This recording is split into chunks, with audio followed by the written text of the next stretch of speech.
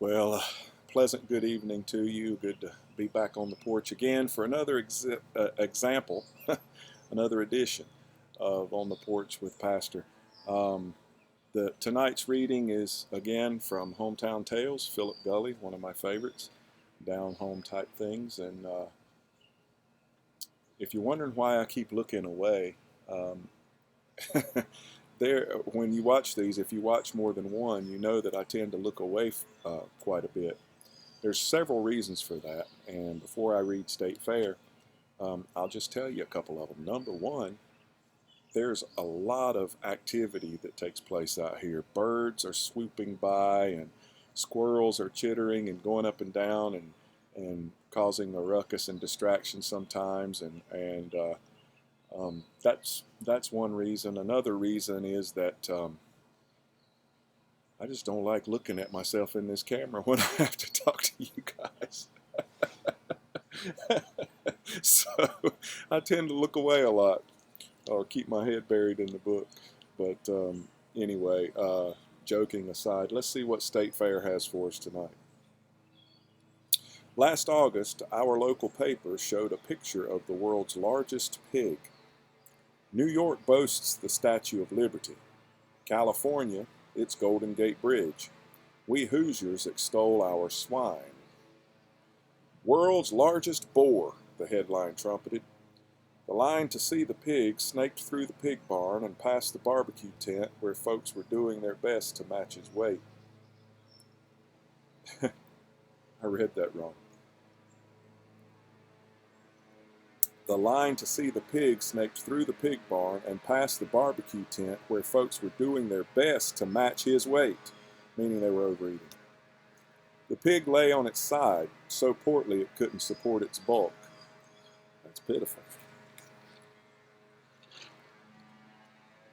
In that same newspaper was a story about a man who weighed so much he couldn't walk. The fire department had to lower him out a window. Even Richard Simmons tried to help him, but his family kept slipping him ho-hos on the side. This happened in New York City, where a hefty portion of the world's more unusual people reside. The remainder can be found at the Indiana State Fair. I am partial to the exhibition tent. Pitchmen set out their wares, miracle knives that saw bricks, then slice tomatoes paper thin. Miracle cleaners that dissolve bathtub rust, miracle vitamins that leave you frisky. At the State Fair exhibition tent, miracles are as common as flies. If you don't exercise some measure of self-control, you can spend all your money in an exhibition tent and not have enough left to buy an elephant ear. A healthy young woman was peddling the vitamins. I listened as she offered testimony upon testimony. B.W. of Des Moines weighed 300 pounds. After 6 months of miracle vitamins, she weighs a slim 120. J.G. of Rhode Island was in the nursing home for 3 years. She took miracle vitamins and is back home mowing her yard. Isn't that a powerful incentive to get better?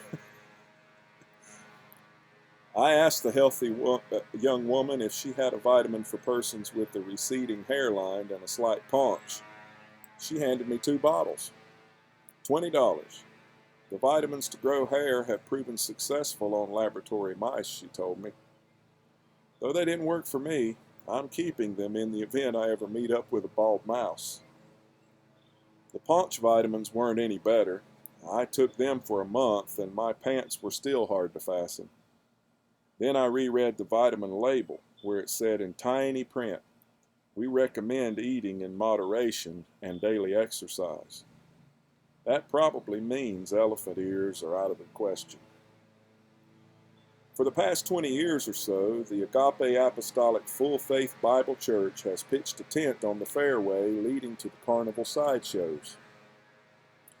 You walk down the fairway to see the naked as the day she was born 2-headed lady, and a man steps from the tent, Bible in hand, saying, "Howdy, brother, can you spare a moment for the Lord?" Before you know it, you're inside the tent discussing Paul's epistle to the Romans. That tent, being where it is, has kept many a lustful youth from going astray. The highlight of the state fair is Band Day. This is when high school marching bands from across the state gather to compete. Teenagers who rolled out of bed at sunrise each summer day to practice their steps are now vying for a headline of their own. They take to the field, swinging their instruments in a long memorized cadence. Out of uniform, they are gangly and awkward. Now they step with elegant precision, the embodiment of discipline. We sit in the bleachers and watch them.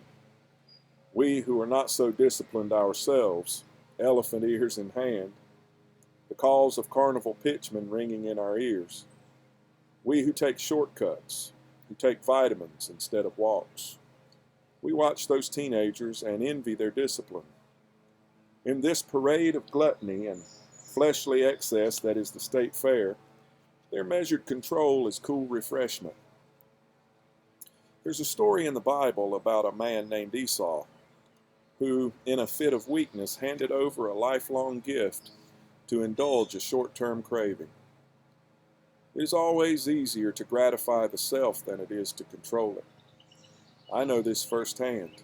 In the past year, I've added 2 inches to my waistline. Some men hide girly magazines. I hide ho-hos.